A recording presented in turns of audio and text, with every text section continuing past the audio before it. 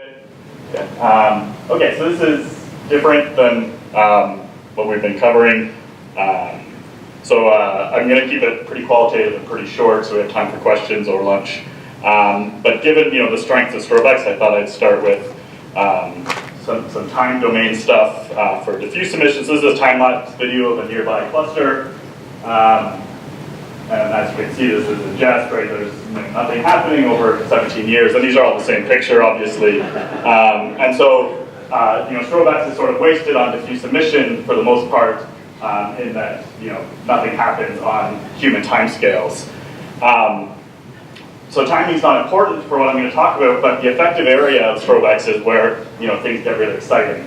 And so that's where this talk will live, is looking at the faintest things with STROBE-X and throwing in all of the timing information. So just to get your bearings, if you don't look at diffuse emission a lot, like I said, STROBE-X has really high effective area, so we want to look at faint things. That's the strength. And so if you have galaxies, groups of galaxies and clusters of galaxies, you're going across in mass here, and then you have low redshift clusters, intermediate redshift clusters, high redshift clusters, and these are roughly lines of constant surface brightness. So nearby clusters are very bright. Nearby groups are kind of bright. They're about as bright as intermediate redshift clusters. And then nearby galaxies and very distant clusters are where we get really faint. And so that's where the strength of STROBE-X will show. The third axis, if you want to talk about bright and faint, is radius. Right? So this is surface brightness versus radius for clusters down to groups. And so as you go in mass, you go to lower brightness. But also as you go in radius, you go to lower brightness. And so STROBE-X will really shine when we're looking at distant clusters, nearby galaxies, and the outskirts of both. And so in this talk, I'm going to focus on these two things, and after lunch, Ezra Bulbul is going to talk about the large radius stuff, the outskirts of clusters.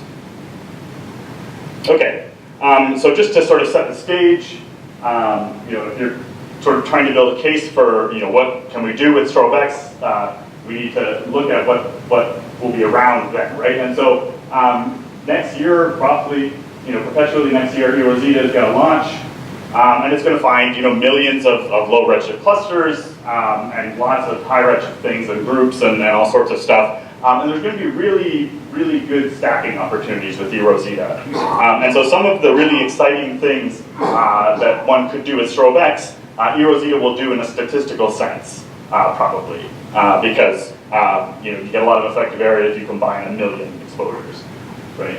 And it will have a pointed phase, but it's not going to have the sensitivity to do some of the things that we'll talk about with STROBE-X.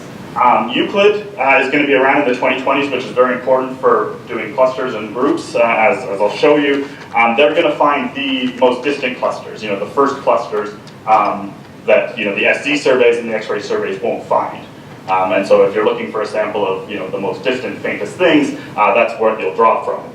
Athena will come around the same time as STROBE-X if I did my calculations right, and so that's going to be challenging to finding a project that STROBE-X beats Athena at. STROBE-X has better effective area obviously, but Athena has better angular resolution, which really helps for the diffuse emission stuff. And so there's sort of some challenges to finding an exciting project that we could beat Athena at with STROBE-X. And then, of course, there's going to be SD surveys, ASTRO-H2, ARCUS, a lot of things that are sort of important for diffuse emission. So this is kind of the landscape of what telescopes we'll be using to study diffuse emission in the 2020s. And then what does STROBE-X bring to that table? So the soft sensitivity is the really exciting thing to me, right? So if you go to lower mass, and you go to higher redshift, you go to softer X-rays, right? So individual galaxies have very, very soft emission. High redshift clusters have hard emission, but it's redshifted into the soft band. So this is counts versus energy. The redshift 0 cluster, there's emission all the way up to 10 keV, but as you go to redshift 2.5, all that stuff is just sitting redward of 1 keV. And so, this is basically why we can't do high redshift clusters beyond what we've been doing with Chandra, right? Because Chandra has no sensitivity below 1 keV anymore, and so all the good stuff is shifting into the region that's been contaminated. The wide energy band, at first I didn't think was super useful because all the emissions in the soft X-ray, but all the contamination is AGN mostly, and so if we want to model out the contribution from AGN, having the hard X-ray as our model zone and then sort of interpolating into the soft X-ray, I think is the right way to do this. So having that wide energy band allows us to spectroscopically decompose the foregrounds and backgrounds and thermal emission. And then the low background will obviously be very good. We're looking at very low surface brightness stuff, and so less background, is obviously the name of the game. The cons are the angular resolution almost entirely. So that's what's going to be really challenging for diffuse X-ray stuff. So for example, this is a nearby galaxy, 15 arc minutes. So you think, oh, that's great. We can do that with the concentrator array. But this is like the nearest galaxy that we would want to do this for, right? And so if you want to have a sample of low mass galaxies, you need to go to a larger volume, which means you need to go out further. And so for a cluster or a galaxy at the distance of Virgo, which is like 17 megaparsecs, this 15 arc minutes becomes about 1 arc minute or a little bit less. And so you're kind of wasting your beam. Your sources, in the very center of your beam, and you have a lot of noise or background that's contributing as well. Low Z clusters are really great. They fit nicely in the concentrator array, but we know everything there is to know about the cores of those clusters already. And so you really want to get to the outskirts where you want to be able to remove AGN properly. And then the high Z clusters have the same problem as low mass galaxies. They're small, and so the smaller beam to match the size of the system is more effective. So if there's one thing I could champion, it would be if there's any way at all to improve the angular resolution, it would really help for the low mass galaxy high Z cluster science, which I think is exciting. Okay, so I'm just going to sort of step through very quickly 3 things that I think would be cool to do with STROBE-X with a huge personal bias for what I think is cool. We're starting to really dig into the formation and the collapse of clusters with the advent of SZ surveys and infrared surveys. We're starting to push cluster detection out to redshift 1 or even redshift 2 in some cases. So this is slices from a cosmological simulation. This is redshift 0, this is redshift 4, and it decreases as you go up. This is gas density, which is the important part. And so you see that at high redshift, things are pretty smooth. And then you form this cluster, and very quickly you kind of have this big knot in the center that becomes, a concentrated blob.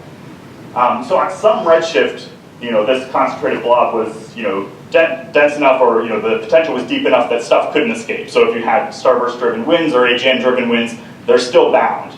And so all that stuff that's coming out of galaxies is staying bound, and that's what forms your ICM or your intercluster medium. And so at some redshift, the cluster virialized and it kind of lit up in the X-ray in principle. We right now haven't detected a cluster in the X-ray beyond redshift 1.85, so that's your rough time frame on when that happened, but that's just a sensitivity thing, probably not a evolutionary thing.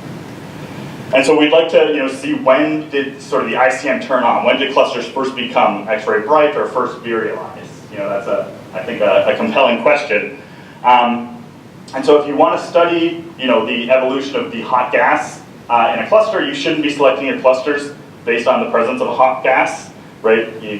That's not a good way to do science. So, so the SC surveys, while they'll find high redshift clusters, they're the wrong samples to study the evolution of the gas because they're selecting on the gas, right? And they also will not find many clusters at the very highest redshift because they're mass selected and it takes time to assemble mass. Right, so I'm usually standing on a stage championing SZ surveys, but in this case, there's going to be a limit to how far out we can get, and that limit's about redshift 2. So we'll have dozens of clusters above redshift 2 with the 3rd generation SPT experiment.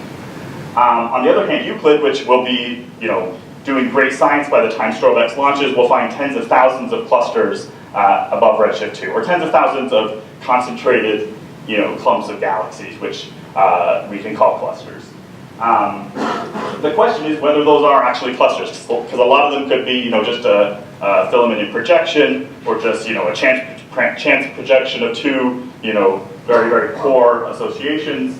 And so, there's going to be these 10,000 things that could be clusters above redshift 2, and it's going to be really hard to convince Athena to look at those.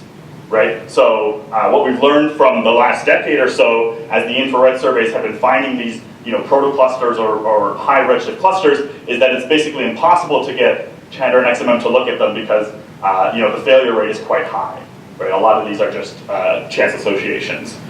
And so I would argue that a really cool strategy for STROBE-X would be to to make it sound the least exciting possible, to build a catalog for Athena, right? That's not very exciting, but it's to find the highest redshift clusters, to confirm them in the X-ray, and then motivate follow-up with Athena, right? So STROBE-X can very quickly get a yes or no. Is there ICM or is there not ICM? And in fact, it can probably do this with just data from other observations, right? Because there's about one of these high redshift clusters in every 4 square degrees on the sky. So if you're doing all sorts of other stuff, there will be high redshift clusters in those fields if we did. And we'll know the positions of them from Euclid, we'll know the redshifts of them from Euclid. And so in theory, this is a really cool way to use STROBE-X. Just get kind of a yes or no, is there diffuse emission, is there not? For those ones that there is, you have just a slam dunk case for following up with deep Athena. And so this really links those two observatories and sort of plays off both of their strengths without wasting much time. Okay. Very, very roughly with PIMs, you need about 100 kiloseconds or 75 kiloseconds for 2,000 counts. Whether 2,000 counts is the right number of counts is a whole other question. So we need to simulate this properly to get the numbers right. All right.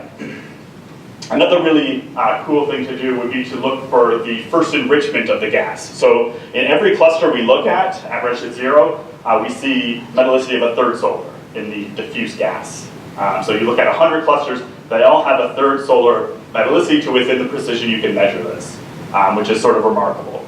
If you look at one cluster and you look azimuthally at the virial radius, it's a third solar everywhere azimuthally, so you know that it was enriched very early, right? Because it takes a long time for this gas to communicate with this gas.